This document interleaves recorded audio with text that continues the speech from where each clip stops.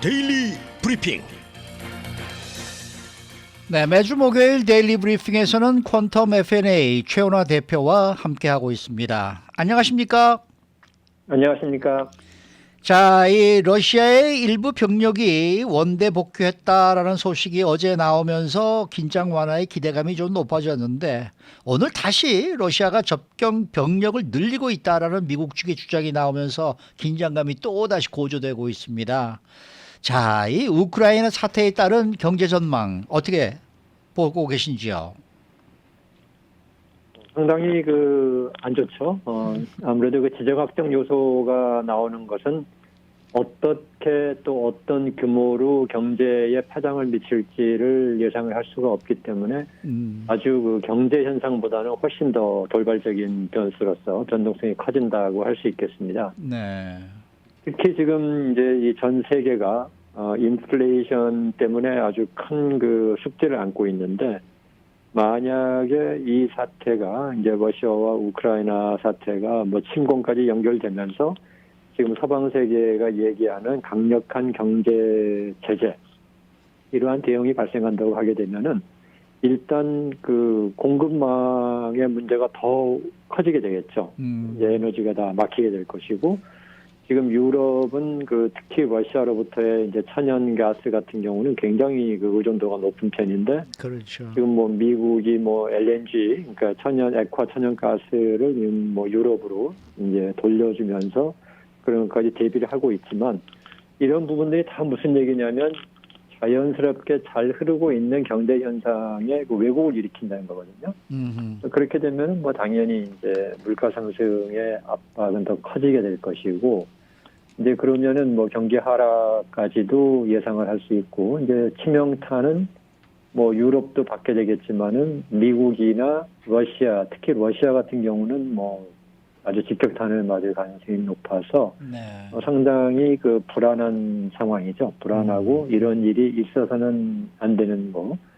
또 이제 만약에 러시아가 우크라이나에 침공을 하는데도 불구하고 뭐 큰 대응이 없었다, 효과적인 대응이 없다라고 나오게 되면은 지금 이 어떤 잠재력을 가지고 있는 세계가 어디냐면 중국의 그 대만 문제거든요. 네, 네. 이제 이 문제까지도 또 중국이 여기에 그 같이 고무되면서 이제 이 틈에 또 거기까지도 연결될 수 있어서 아주 위험하고 긴박한 상황이다. 그래서 이 경제적으로도 그렇지만 뭐 정치적으로도 그렇고 사회적으로도 이 침공이 있어서는 안 되겠다 하는 것은 뭐 당연한 일이고 또 경제적으로는 뭐 더 치명적인 상황이 올 수 있기 때문에 이런 일은 없기를 희망하고 잘 그렇죠. 정리가 되기를 기대하고 있는 거죠. 네, 네. 만일에 러시아 측이 우크라이나를 침공하게 될 경우에는요, 경제적인 측면에서 바라봤을 때 그 여파는 짧을 것이다, 단기적이다 이런 예측이 나오고 있는데 어떤 시나리오가 펼쳐지게 되겠습니까? 뭐 단기적일 것이라는 예측을 하는 부분도 뭐 일리가 있어요. 그렇지만 이제 보통 이 지역적 국부적 이러한 그 침공이나 그 내란 사태라든지 이제 이런 게 있었을 경우에는 그 놀란 것에 비해서는 경제적 효과가 별로 크지 않은 것은 사실이에요. 그런데 지금 그렇게 볼 수가 없는 게 러시아하고 우크라이나 사태는 러시아와 우크라이나 두 양국 간의 문제로 끝날 수 있는 사안이 되지를 않아요. 지금 우크라이나가 가지고 있는 그 천연 자원의 문제라든가 그 다음에 지금 우크라이나를 통과하고 있는 그 천연 가스의 그 공급망이라든가 이런 부분들이 굉장히 그 중요한 부분이기 때문에 이제 단기적으로 가는 것이라고 보는 것은 좀 너무 낙관적인 게 아니냐 이런 생각을 하고 있는데 지금 저희가 시나리오를 보면 이제 크게 세 가지로 정리가 되는 거죠. 하나는 푸틴 대통령은 처음부터 협박용이었다라는 이제 그게 현재로서는 가장 설득력이 있는 거죠. 침공을 하기보다는 협박을 하면서 지금 푸틴이 원하는 것은 뭐 분명하잖아요. 지금 우크라이나 쪽에 유럽의 그 무기나 또는 미사일 이런 게 자꾸 더 이 축적이 되면서 러시아에 대한 위협을 하지 말라. 그런 거 그만해라 하는 것하고 그 다음에 이제 그때 소비에트 체제가 그 해체될 때 소비에트 이hun 당시의 소비에트와 그 미국과 유럽 그 서방 간에 맺어진 그 협약이 뭐였냐면은 나토의 확장을 하지 않겠다라는 그런 부분이 있었죠. 근데 지금 우크라이나가 이제 나토에 가입을 하겠다고 하는 이런 얘기가 나오면서 이제 러시아는 상당히 긴장을 하고 있고 푸틴 대통령이 아주 거기에 대해서 강경한 입장이기 때문에 이제 이번에 협박용으로만 계속 쓰다가 실제 침공은 없고 그러면서 이제 유럽이 그 우크라이나의 무기를 더 늘린다든가 그 다음에 우크라이나가 나토에 가입하는 이러한 가능성을 없애주는 걸로 타협이 될 것이라는 것이 이제 현재로서는 가장 비중이 높은 시나리오로 보이고 있고요. 예. 또 하나는 시간의 문제지 결국은 뭐 침공을 할 거다. 왜냐하면 러시아의 그 분리주의자, 그러니까 우크라이나의 분리주의자들이 이제 상당 부분이 러시아인들이 많잖아요. 네, 특히 그렇죠. 동부 지역은. 그래서 이제 이러한 부분에다가 앞으로의 경제적 그 위치를 생각한다 할 때는 우크라이나를 러시아가 확실하게 흡수를 하거나 아니면은 본인들의 통제하에 놔야 되겠다는 그런 입장이기 때문에 침공을 할 것이다. 근데 이게 시간 문제다라고 하는 이제 시나리오가 있고요. 이것을 지금 바이든 대통령 같은 경우는 아주 강경하게 그럴 것이다라고 지금 이런 입장을 보여주고 있죠. 그 다음에 이제 세 번째는 침공하려는 의도는 분명했는데 미국과 유럽의 그 대응이 워낙 강경하다 보니까 푸틴이 약간 좀 움찔해졌다 하는 그런 시나리오죠. 특히 여기에 지금 가장 중요한 변수가 뭐였냐면 독일이라고 알려져 있어요. 예. 독일이 전에 우리 트럼프 대통령 시절에 독일을 조금 그 트럼프 대통령이 홀대를 했었어요. 그 당시 때. 네. 그런 것 때문에 이제 독일이 약간의 그 미국과의 관계가 좀 소원해졌었고, 그렇기 때문에 이번에도 그 러시아가 처음에 병력을 집중한다는 소문이 나오기 시작하고 뉴스로 확인될 당시에 서구의 모든 주요 국가들, 프랑스나 영국 이런 국가들은 전부 다 미국의 강경 대응 입장에 바로 그 동조를 해줬는데, 네. 독일만 입장을 유보하고 있었었죠. 그 당시 네, 한 네. 3주 전까지. 그러다가 이제 특히 독일은 지금 뭐가 하나 걸려 있냐면은 유럽으로 가는 그 천연가스 스트림 그렇죠. 라인의 넘버 원이 우크라이나를 통과되고 지금 그렇죠. 두 번째 맞는 노드 스트림 2라고 하는 것은 독일로 가게 되어 있습니다. 네. 이게 이제 거의 다 완성이 돼 있는 단계이기 때문에 독일의 경제적인 이익도 굉장히 커요. 러시아와의 관계를 잘 유지해야 된다는 그런 인센티브가 많은데 이제 이런 것까지 겹치면서 독일이 상당히 유보적 입장을 취한 것이 러시아의 푸틴 대통령에는 상당히 그 의원이었다라고 했는데 독일이 마침내 입장을 강경한 입장으로 돌아섰죠. 네. 네. 그리고 이제 숄츠 그 새 수상께서 이제 푸틴을 만난 자리에서 그런 입장을 확실하게 해줬기 때문에 이제 푸틴 대통령도 이제는 침공이라고 하는 그러한 강공책을 쓸 만큼의 그런 입장에 들어가지 못했다. 그러니까 한마디로 밀렸다. 이제 이런 그 시나리오가 이렇게 세 가지가 있는 거죠. 그래서 지금 현재로 볼 때는 가장 가능성이 높은 것은 애당초부터 협상용의 협박이었기 때문에 이제 나토 가입에 대해서 안 하겠다는 그 선언을 받고 확인을 받고 그러면서 이제 서로 오케이 없던 일로 하고 잘 해보자라고 가는 쪽이 많은데 이제 미국은 아직도 그 의심의 그 눈초리를 지금 거두지 않고 있기 때문에 이제 여기에 대해서 저희가 항상 긴장을 하고 봐야 되겠지만 네. 이런 걸 다 종합해 보면은 결국은 경제적인 면에 있어서 저희가 이런 부분이 단기적으로 끝날 것이다. 침공이 있다 하더라도 단기적일 것이다라고 하는 것은 현재 경제 상황을 볼 때는 조금 현실성이 떨어진다라고 생각을 합니다. 만약에 이게 침공이 이루어지면은 그렇지 않아도 지금 뭐 세계가 인플레이션을 잡기 위해서 긴축하고 이런 게 있는 중에 이 문제까지 터지게 되면은 이제 더 심화되는 가능성이 높다. 그러면은 그 골이 더 깊어지고 장기화될 수 있다는 쪽이 저는 더 현실성이 있다고 생각을 합니다. 네. 자, 오늘도 저희 뉴스에 뭐 탑 뉴스가 바로 미국인들이 현재 가장 걱정하는 것은 인플레이션이다. 이런 이제 보도를 해드렸었는데 그런데 지난 1월 소매 판매는 또 지난해 12월과 비교해서 3.8%나 급등했단 말이에요. 그러니까 그만큼 이 국민들이 이제 지갑을 좀 활짝 열었다라는 지금 이제 이야기가 나오고 있는데 이건 어떻게 해석을 해야 될까요? 네, 아주 그 놀라운 소식이었죠.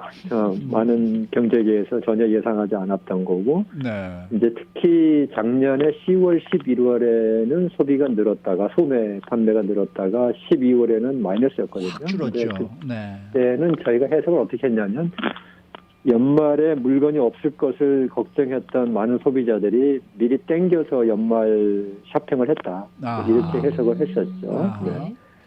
그렇기 때문에 1월에 와서는 이제 12월이 비록 마이너스였다 하더라도 1월에 와서는 정상화할 것이다라는 것은 예상을 했던 것이 이제 주 그 의견이었는데 그래도 예상 상승폭을 한 1%에서 1.5% 정도로 봤었어요. 근데 이게 3.8까지 오른 것은 분명히 그 좀 놀랄만한 그런 큰 폭의 상승인데 네.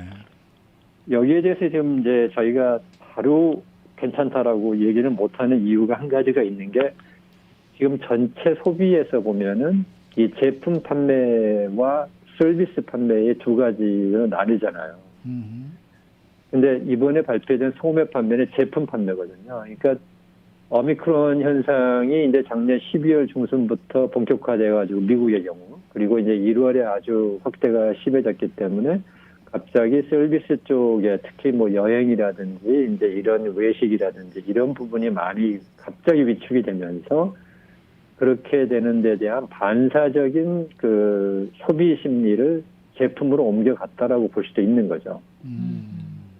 그러니까 지금 저희들이 여기에 대한 확실한 결론을 못 내리고 있는 것은 다음 주에 발표될 전체 소비를 봐야 된다는 거죠. 그러니까 만약에 전체 소비는 늘지 않았는데 제품 소비가 늘었다고 하면은 서비스 부분이 그만큼 줄었다는 거니까 네.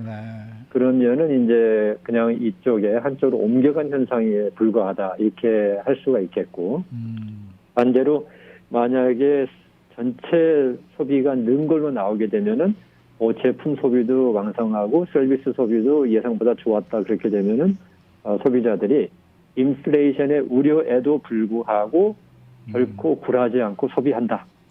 이제 이렇게 저희들이 해석을 할 수가 있어요. 그러면 만약에 두 번째 경우라면 도대체 소비자들은 인플레이션을 맨날 걱정한다고 하면서 왜 이렇게 소비를 자신 있게 하느냐 여기에 대한 이제 해석은 이런 거죠. 지금 돈이 아직도 많다는 거죠. 저축이 많고 그 다음에 이제 고용이 작년에 그 하반기부터 본격적으로 늘었잖아요. 그러니까 고용이 늘었고 그 다음에 작년 하반기부터는 워낙 사람 구하기 힘들다 보니까 연율 기준으로 거의 한 5% 가까이 임금들이 올랐어요. 그러니까 소득이 늘었다는 거죠. 그리고 이제 주택 가격 많이 올라 있었고 요즘에 조금 그 조정을 겪고 있지만 주식 가격도 많이 올랐기 때문에 또 재산도 많아졌고 이러다 보니까 현재 인플레이션의 압력은 우려는 하고 있지만 내 소비를 좌우할 만큼 그런 수준이 아니다라고 할 수 있다는 거죠. 네. 그러니까 이제 한번 주변을 우리가 돌아보면 이런 건 있어요. 인플레이션 때문에 정말 뭐 참 살기 뭐 너무 걱정된다 이러면서도 소비를 안 바꾸신 분들이 아직도 꽤 많은 걸로 보여요. 네네. 그러니까 이 말은 뭐냐면 이게 인플레이션 걱정이 아니라는 게 아니고 그 정도 뭐 돈 더 올라간 건 넷은 뭐 내가 아직은 견딜 수 있다라는 분들이 있다는 거죠. 꽤 있다는 거죠. 그러니까 이제 이런 점도 감안을 해야 되니까 저희가 이제 이 소매 판매가 는 부분은 과연 소매 판매가 늘기 위해서 서비스 판매가 준 쪽이 옮겨온 건지 아니면 전체적으로 같이 다 늘은 건지는 저희가 좀 유보를 해놔야 됩니다. 그 판단은. 그래서 그 다음 주가 되면은 이제 저희가 종합적인 그런 판단을 얘기할 수 있을 걸로 생각을 합니다. 그러면 다음 주가 돼야 2, 4분기부터 경제가 지금보다 더 좋아질지 아니면 뭐 답보 상태가 될지 좀 가늠해 볼 수 있겠네요. 현재로 볼 때는요, 더 나아질 거라고 보는 것은 뭐 좀 어려울 겁니다. 왜냐하면 현재가 좋은 상태예요. 그러니까 자꾸 저희가 이렇게 그걸 받아들이는 그 현실을 받아들이는 게 뭔가 좀 아쉽고 섭섭하신 마음이 들 텐데 지금 미국 경기는 작년에도 5% 이상의 성장을 했거든요. 그러니까 이것은 인플레이션을 감안한 숫자예요. 그러니까 실제로 인플레이션까지 포함했다 그러면 거의 9% 이상을 성장을 한 거예요. 그러니까 그 정도로 경제가 좋아요. 이렇게 좋은 시절은 뭐 2차 대전 이후에 몇 번 안 됩니다. 그러니까 경제가 좋고 지금 1, 4분기가 낮아진다고 그래도 팬데믹 이전의 연율 기준으로 2%대보다는 높을 거라고 예상이 나오고 있어요. 네. 근데 이게 만약에 더 확대돼 버리면 무슨 문제가 됩니까? 인플레이션을 억제하기 위해서 연준이 훨씬 더 강한 정책을 써야 됩니다. 그렇죠, 그렇죠. 네, 그러니까 여기서 또. 지금으로 봐서는 이것이 더 경제가 더 좋아질 것이라고 보기보다는 긴축하는 것에 따른 축소가 덜 되기를 기대하는 것이 가장 이상적이라고 보시는 게 좋을 것 같습니다. 네. 지금 한 분이 댓글을 올리셨는데요. 전혀 아닌데요. 시장 가는 것밖에는 아무것도 못 하는데요. 라고 올려주셨어요. 네, 그런 분들이 많죠. 그런 분들도 많으시겠죠. 그러나 전체 소비가 이제 있다는 걸 그런 측면이 있다는 부분을 말씀을 드리는 겁니다. H김님과 저는 이렇게밖에 못하네요. 시장 가는 것밖에 못하네요. 네. 오늘 말씀 잘 그러니까 들었습니다. 각각 개별적으로 다르기 때문에 네. 네. 그것은 하여튼 우리가 종합적인 걸 보면서 좀 판단하실 필요가 있을 것 같아요. 알겠습니다. 자, 지금까지 퀀텀 F&A 최운하 대표와 함께했습니다.